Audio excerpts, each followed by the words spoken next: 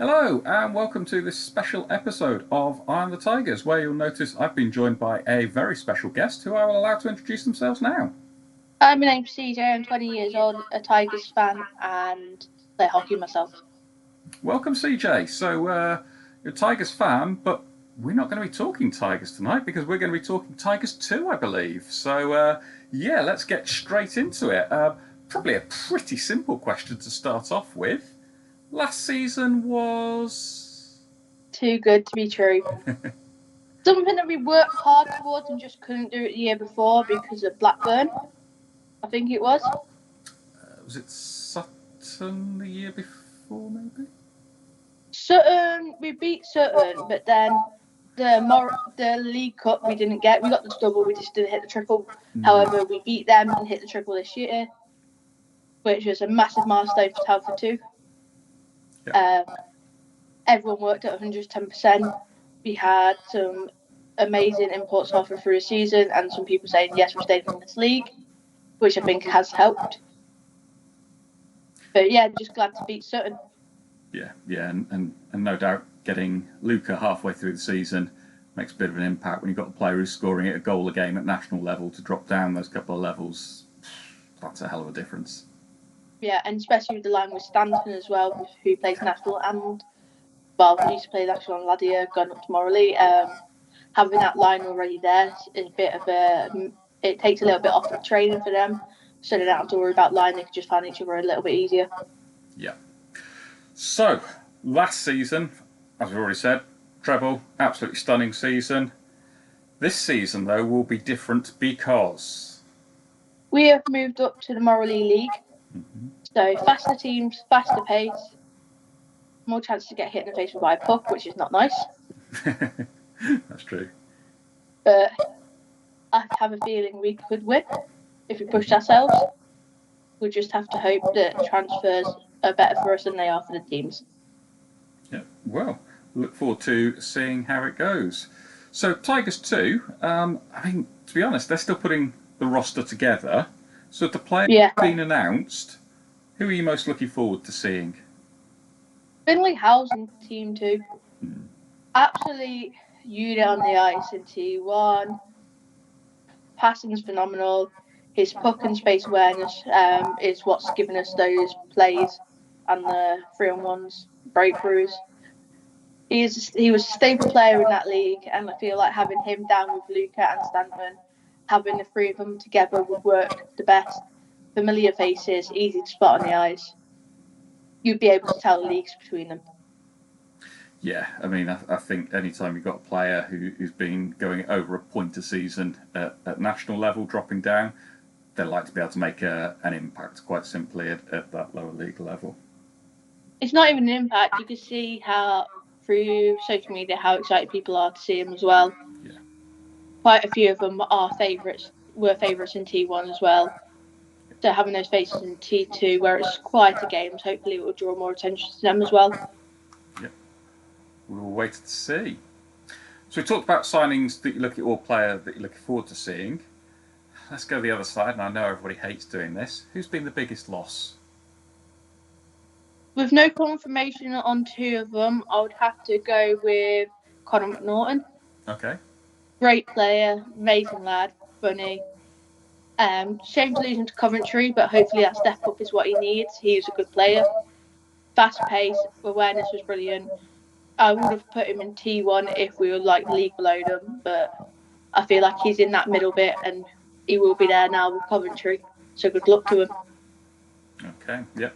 Obviously, best wishes as he's had a fair bit of success at Tigers too, I think it would be. He had some success at Solihull as well, so. Yeah. Who's going to be the key player for Tigers 2 this season? I'm stuck between three. Go for it then. Let's have all three. All three of them have come down from T1 or played in T1. Yeah. I feel like having them will give us that extra speed, and some of the T2 players have got amazing passes, so just being able to catch them and get straight past the defenders would help us a lot. So I want to say Vladimir Luca, Taylor Stanton and Finley Howes. Okay. Can't pick between the three because everyone plays differently. You've got your defence player in there, you've got a centre and you've got a forward. everyone plays differently. I just think those three players would be the staple to have our team in that upper league.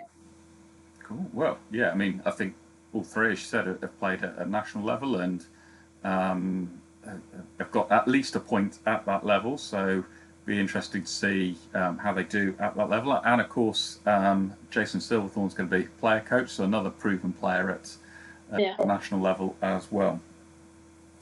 So we talked about key players. Who's going to be the most underrated player? Underrated, I'd say Paul Davis. He's a character on and off the ice. Yeah. Davies, if you're listening, hi. And can you not run into a barrier in finals this year, please? There was a video somewhere of him doing it. I turned around for 1 second. I was at the game, turned around for 1 second, just see him on the floor, like, what the hell happened? Yeah. Good. Avoid the barriers. Yeah. Davies, 100% underrated player. You get a few people that say, oh, my favourite player is Davies, including my dad. But I think once you get to know players, you kind of get to see a bit more about them. And I definitely think with the amount of work that Davies puts in, he deserves to be a bit more rated than he already is. Cool. Lovely. Thank you. Is there one player that you've seen who played for Tigers 2, who no longer is, who you would love to have back? If we're talking just retired from hockey, I would love to see Carol Jets back for his 20th season. Yep. I know he left during last year, which was sad to see, but how they were training and the new changes to get to that treble didn't work for him, unfortunately, it was probably best. He was my coach when I was growing up playing hockey, Cool. So seeing him on the ice was quite nice. Always lovely as well, friendly face. Definitely going to miss. Yeah, I mean, as you said, sort of like the number of seasons that he spent at Telford as well. 18 or 19 seasons. Me and one of the other close family friends towards Jets were like, it's sad to see him go so close to his 20th because normally people want to stay to hit that mark. Yeah, indeed. Yeah, that's a massive amount of time to spend, well, not only playing, but just to spend at one club as well. I want to just give him the title now of the UK's version of Jaeger. That's the best way to describe it. He works at an ice rink as well, so you can tell he's put his love of passion of the sport into where he works. It's just sad to see him go. Yeah, indeed. Okay, so Tigers 2, they've gone up a league this season in North 1 now. Where do they finish? The season's over. Where are Tigers 2 going to finish in the table? Top 5, I do think they could break that top 3 if we have some great signings and great net menders. However, I know we don't have Matty Blur now, so he's gone over to Skemeters, I think it is. Yeah, I think I saw that he'd signed at Sheffield, which did go towards the back end of last season as well. I think it was. Yeah, it's one of those things where it's like if we can tell who got his net mender early on, it's easier to figure out. I just hope we do have someone that is re-signing that has played with some of these players. It will just make it a little bit easier, make passing the puck a lot easier. Yep, we're waiting to see. Still a fair few signings to come from Tigers 2, so yeah, netminders will definitely be a real interesting one, I think. We don't even have a reserve yet. I will say that now. Nope, none at all at the moment. So I think we're missing like 15 players. Yeah, I was going to say it's been. I want to say there's been about 8 announcements, I think it is. 8 announcements and like 1 or 2 returning who'd already re-signed and we already knew about. So come on, Tigers, the season, you've got a game in less than a month. Yeah, let's get them announced. That's what we want to know. Okay, so we've talked lots about Tigers 2, and also within that we've mentioned the fact that they're going up a league to North 1, so it's an unfamiliar league, but let's ask a few questions, or let's talk a little bit about the league that they're going up to, North 1. Lots of other teams have done a lot of work in terms of announcing their signings. From all the signings that you've seen, who do you think the best signing is in North 1? I think one of the better signings, again, it may not be the best signing, but I think it's the best for them because it annoys me so much, is Solihull Barons our area rivals. Yeah. I wouldn't say our rivals because that's D-side. But Solihull Barons have taken Lucas Price, one of our T2 players. That's going to be a massive T1 player. It's going to be a massive blow for them. Well, for the team. But I feel like with all the new signings T1 have had, they're not going to miss him that much. It's a shame to see he hasn't stepped down to T2, because I feel like that would have helped Luca and Stanton a bit more. But it's great to see him in the league. Yeah, looks like Great player, deserving of staying in Nationals, but we don't know what's going on behind the scenes, so we can't say he stepped down for his own reasons. Yeah, exactly, and I think he's had a little bit of injury trouble as well over the past season. Yeah. As well as Ben Washburn, so it's better to see that. Hope you get well soon, man. Indeed, yeah. I was going to say, can only second that indeed for him. So, new league. Who's going to be the surprise team in the league, though? Surprise team on a bad level, I want to say I feel like Leeds United 2 will be a lot worse than we think. Right. I haven't seen many signings. To be fair, I don't like Leeds at all, but I still try to keep up with signings, and I've not seen many. I think they're getting a lot of the junior and academy players pushing up. Okay. Which would be the smart thing to do. And Wild, I think, are going to be a bit better than we think. Right. I wouldn't put them top or bottom, I'd put them somewhere in the middle. But I feel like they're either going to lose like 4 games back to back or win 6 games. Okay. I feel like Wild have got that uncertainty. They've had that for a few years, where they've been out, to be fair, a bit like Tigers won last year. They've had some games where they've blown people out of the water, and then some games that they've lost to a team that should have been a league lower. Yeah, perhaps a bit of a streaky team. Of they win a couple, then they go on a bit of a run, but the other side you lose a couple, could become a bit tough. Yeah. Okay. So we discussed about which team is going to be the biggest surprise, but of course, big question at the start of every season is always the same, and that is who's going to win the league. I would be biased and say Telford. Okay. I do think they've got what it takes. However, I have a feeling that Jets are going to bring it through. They've been working hard, they've been pushing. Training's been phenomenal from what I've heard. And I do think having a few of those young players come through now, don't quote me, but I think they've just signed, is it Owen Burton or someone like that? GB player, under 18 GB player. Okay. Bruton maybe? Pardon? Bruton maybe? Bruton? I'm not sure, but I know it might be Jets. It could be another Hull team that have. I know at least a Hull team decided 2 GB players. Okay. So I think that's going to be a massive shock if it is Jets. And I feel like that's going to push them over the edge to win. They've stayed in the league for a while now, so they know their way around some of the teams. For Telford, it's kind of just like a guessing game right now. Yeah, definitely could be a team then, by the sounds of things, to keep the eyes on then. So that's always the big question. The next biggest question after who wins the league is normally which teams aren't going to make the playoffs. How biased do you want me to be? You could be as biased as you want. No, in all fairness, I think everyone's got a semi-decent chance. I haven't seen any signings where I've been like, yeah, that can affect you quite badly. But I don't give Carl Bacon stepping down to help the Ducks after our 24-4 win at their home game. I will say the side I think are going to struggle. I watched a bit of their training. I know some of our young guys are a little bit faster than them, and they're probably a lot fitter as well. Okay.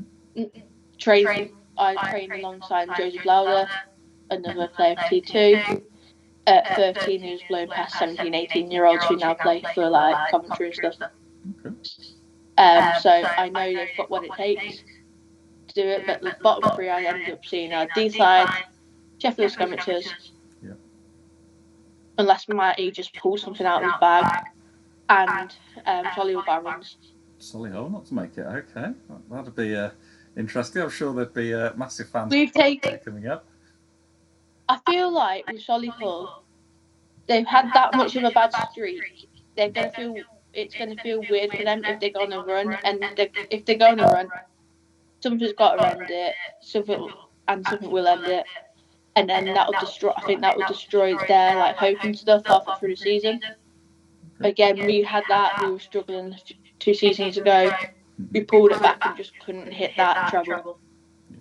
Okay, well, It just pushed everyone to work further. Yeah, we'll see how it all pans out because, I mean, as you said, I mean, games are now less than a month away.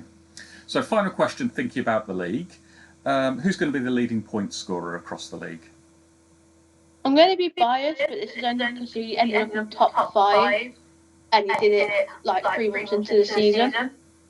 But Vladimir Luka, and I am aware Connor Norton was up there as well with him moving league, so I do want to say Vladimir Luka. He was one of the top goal scorers in Division 1 and National League anyway. So I do feel like, especially against someone like Matty Bloor that he's worked with, he will have that upper hand because he'll find the weak spot straight away. Fingers crossed that indeed he is. I mean, I'm sure he'll score plenty of points. If he could be the leading scorer, that'd be a lovely little... 100%. I feel like even if it's just the leading points of Telford, we all know he will be, so it's just trying to see if we score more goals than everyone else. Yeah. As always, time will tell, so we'll see what happens. Okay, just to end things with today, just a couple of questions more sort of about yourself and perhaps ice hockey in general. So, you're now given the choice, you've got blank checkbook, you can go out and sign any NHL player to play for Tigers 2. Who's it going to be and why? In a different world and a different reality, I would want to have Crosby. Yeah. Especially with him retiring too, it would be nice to even just see him in Europe. He spent his heart and soul into Canada and USA hockey, and I feel like after his retirement, which will probably be in the next few years, pretty much Crosby will work, especially if he retires in the next few years, come down, get a few more years in hockey and play something different, European rules. I mean, Jerome Yager would be funny, so yeah, he's played everywhere. Yes. I feel like UK is the only place he hasn't checked off now. Possibly, so yeah. I think the same for Alex Ovechkin, so having someone like that, but in a more realistic universe, I do see someone like Tristan Jarry or Landon Bow come down from the AHL, NHL.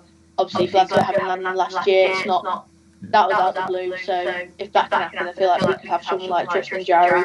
Bristol have Harry Napier, AHL Penguins player. Yep. Not the best goalkeeper I've seen. I feel like I could say for certain Bradley's better than him. That's not being biased, but he let like 6 goals back in the net to pull him. Apparently he was injured, but at the end of the day, for someone who's playing that high up, he should still be playing a bit better than when he's injured. And it was left leg injury. However, he was, I won't say 90% of the shots were global blocker hand. It was about chest above, so he wouldn't really use his knee anyway for that. Fair enough. Well, fair few selections there, but yeah, I mean, if any of those players are watching and fancy spending a bit of time in Telford, get in contact. I'm sure the club would love to hear from you. Final question tonight. Well, I say final question. It's probably 2 questions in one. So the first part is, I mean, you've already mentioned that you do play, so I guess what position do you play? And then secondly, what number is your number of choice? So at the moment, I'm doing a lot of training. I've got a draft tournament coming up in October, and I play a bit of an offensive defence. I try and pull back a bit, knowing a lot of people don't in those sort of players tournaments. They're just there. For me, it's there to improve my ability. I don't mind taking a few block shots. I'd love to be a goalkeeper, but it's too expensive. Yeah. So defence, you kind of get a bit of both worlds, and you don't have to push up too much because if you get a turnover, it's nice to have someone hang back. Cool. Perfect. So that's position sorted. And what number are we going to see on the back? Who knows with them? They just put random numbers everywhere. In the real world, if I was to be a goalkeeper, I'd love to have 29. Respect to my first favourite player, Marc-Andre Fleury, Canadian goalkeeper. At his right old age of 40, he ended up debuting for Team Canada, which was quite funny.